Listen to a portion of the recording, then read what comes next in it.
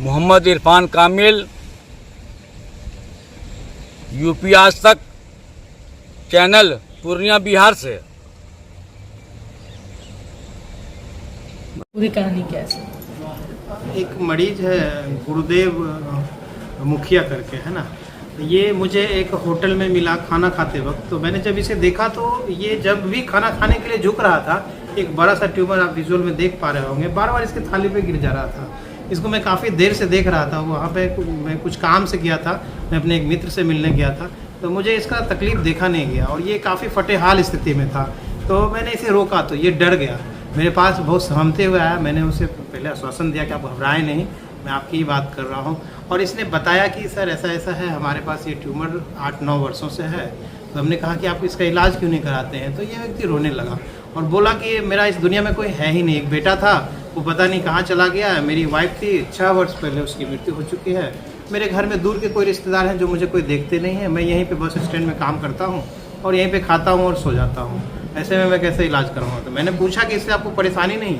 आप देख रहे होंगे कि जितना बड़ा उसका सर है उतना ही बड़ा ट्यूमर है। तो आप खुद समझिए कि इतना बड़ा वजन ले करके, लेकिन अपने अंदर समाज सेवा होना चाहिए और एक मजबूर, एक गरीब व्यक्ति को देख करके आपके अंदर यह आ उठनी चाहिए कि जिसका कोई नहीं है उसके लिए ये हमारा चिकित्सक है। तभी डॉक्टर जो है धरती के भगवान कहलाते जाए हैं और कहलाते जाते रहेंगे।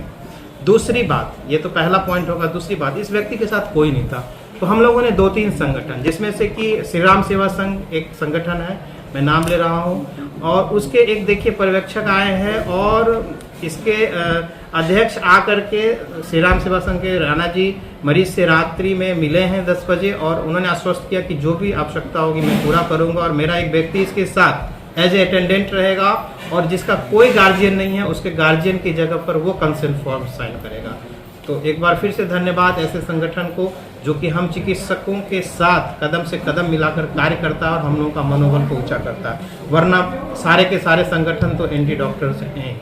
दूसरा संगठन प्रेस क्लब ऑफ पूर्णिया, जिसके अध्यक्ष महोदय आए और इन्होंने देखा कि किस प्रकार से मरीज को हम लोग, एक होता है कि मरीज डॉक्टर को खोजता है, लेकिन यहाँ डॉक्टर मरीज को खोज करके ला रहे हैं और उसका इलाज कर रहे हैं। ये एक नई बात है। तीसरा, विश्व हिंदू परिषद से भी लोग आए हुए हैं, बहुत अच्छा लग रहा है, एक अच्छा समरसता का माहौल है कि नहीं, सारे लोग कदम से कदम मिलाकर खड़े हैं।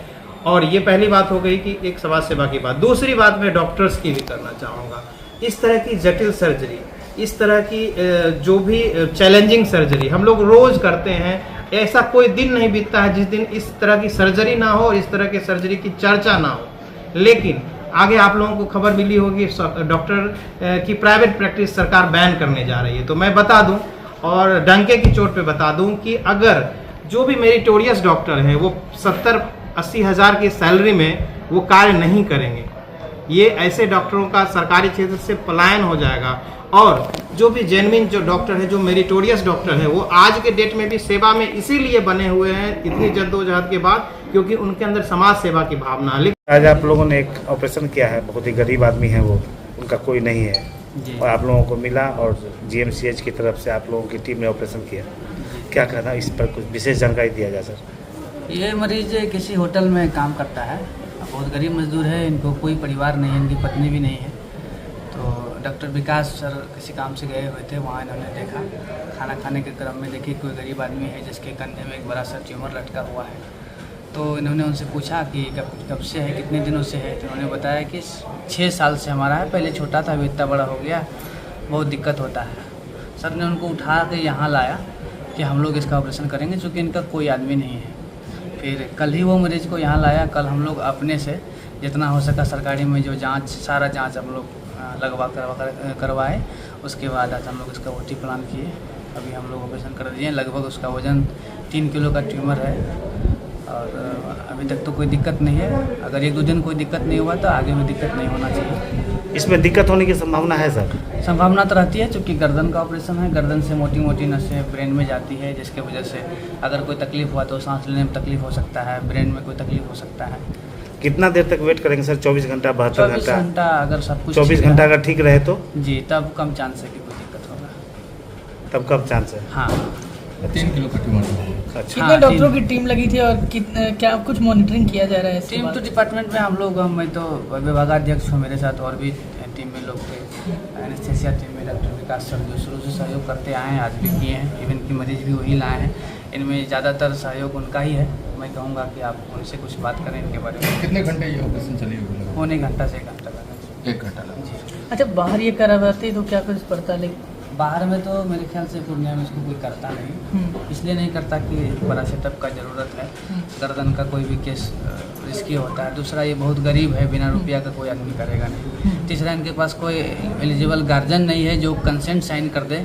इनके लिए श्री राम सेवा संघ से लोग आए, उन्होंने मदद किया इनको, और एक पर्यवेक्षक के रूप में एक आदमी भी दिए हैं उनको कि उनके साथ रहेंगे, कुछ ज़रूरत पड़ेगा तो मदद करेंगे। तो ये सुविधा प्राइवेट में तो नहीं मिल सकता और संभव ही नहीं है कि लोग करेंगे। तो हम लोग बस अपना हिम्मत जुटाए, दूसरा गरीब को मदद करने के लिए है, तो हम लोग कर रहे हैं। ठीक है सर, थैंक यू। मेरा नाम डॉक्टर तारकेश्वर कुमार है, मैं शहरी विभाग में विभागाध्यक्ष हूँ। जी सर।